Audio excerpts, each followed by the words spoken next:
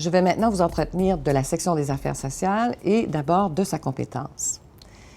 Les diverses matières dans lesquelles la section des affaires sociales du tribunal se voit conférer une compétence sont les suivantes.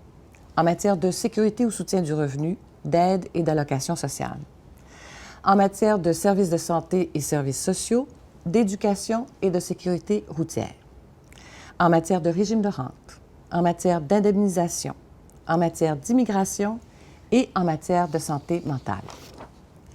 Il serait trop long pour moi d'énumérer ici pour chaque matière dans laquelle la SAS a compétence les articles des diverses lois pour lesquelles une compétence a été attribuée à la section des affaires sociales par le législateur. Pour obtenir des précisions sur la compétence exercée, vous devez vous référer aux dispositions pertinentes de la loi dans sa dernière mise à jour. Il s'agit des articles 18 à 31 de la loi ainsi que de son annexe 1. Cet exercice est nécessaire. En effet, ce ne sont pas toutes les décisions rendues, par exemple en matière d'assurance automobile, qui sont contestables devant le TAC, ni encore toutes les décisions rendues en matière de régime de rente du Québec, ni celles rendues en matière d'immigration ou d'éducation. Parlons maintenant du fonctionnement de la section des affaires sociales. La SAS est sous la responsabilité d'un ou d'une vice-présidente. La LJA prévoit que des pouvoirs et des responsabilités à caractère juridictionnel et à caractère administratif sont confiés au vice-président par le président-directeur général ou la présidente-directrice générale à leur section respective. La vice-présidente est, entre autres, chargée de la planification de la gestion des activités juridictionnelles et des assignations. Le tribunal a par ailleurs procédé à la désignation de juges administratifs coordonnateurs à la section des affaires sociales. Ils ont la responsabilité de s'assurer du cheminement du recours de façon efficace et dans les matières et dans les régions qui sont sous leur responsabilité respective. Ces juges administratifs coordonnateurs apportent leur soutien à la vice-présidente et au secrétariat du TAC dans la gestion et la mise au rôle des dossiers. Ils peuvent procéder à des conférences de gestion ou encore à des conférences préparatoires pour faciliter le cheminement du recours et le diriger vers l'audience. De façon générale, ils veillent à ce que les outils appropriés soient utilisés pour arriver à dénouer des situations parfois problématiques et les résoudre de façon optimale et satisfaisante.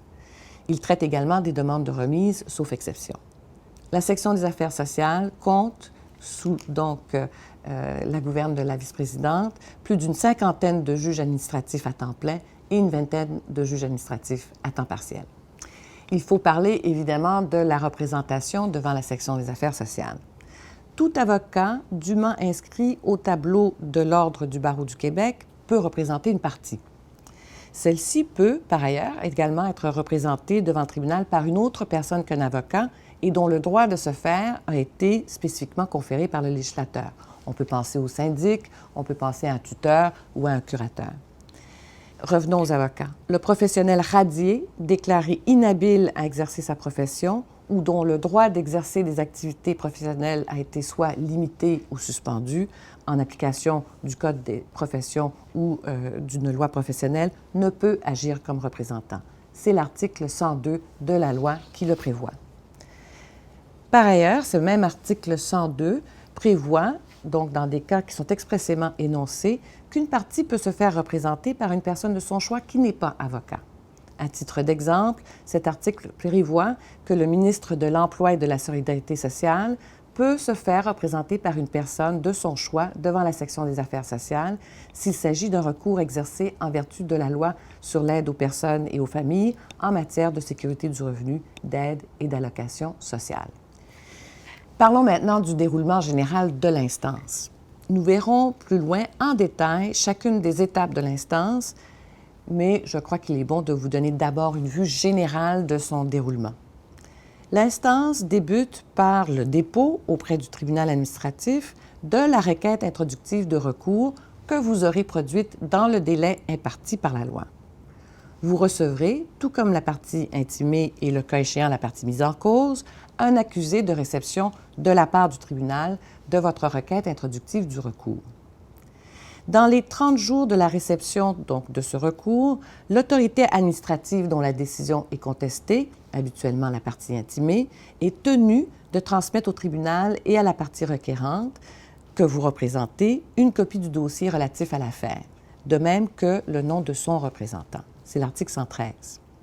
Règle générale, le recours ne suspend pas l'exécution de la décision contestée à moins que la loi ne le prévoie autrement ou qu'un juge administratif n'en ordonne autrement. C'est l'article 107 de la loi. Le tribunal pourra inviter les parties à participer à une séance de conciliation présidée par un juge administratif avant l'audience. Pour certains types de recours, les parties sont tenues d'y participer. Lorsque les parties en arrivent à un accord de conciliation, cet accord, lorsque signé par le juge administratif qui a présidé la séance, est exécutoire comme une décision du tribunal. Le tribunal peut par ailleurs exiger en cours d'instance que les parties participent à une conférence de gestion ou une conférence préparatoire pour assurer que le dossier sera prêt et complet pour l'audience. Les parties, donc, sont éventuellement convoquées à audience. Celle-ci est tenue à la section des affaires sociales, normalement devant une formation composée de 2 juges administratifs, un juge qui est avocat ou notaire, et l'autre qui est soit travailleur social, soit médecin, soit psychologue ou autre selon le cas. Les audiences sont publiques, sauf exception. À l'audience, la preuve est entendue, de même que les représentations des parties. Le tribunal prend alors le dossier en délibéré et rend sa décision dans le délai imparti par la loi. La décision finale, écrite et motivée, est transmise aux parties ainsi qu'à leur procureur.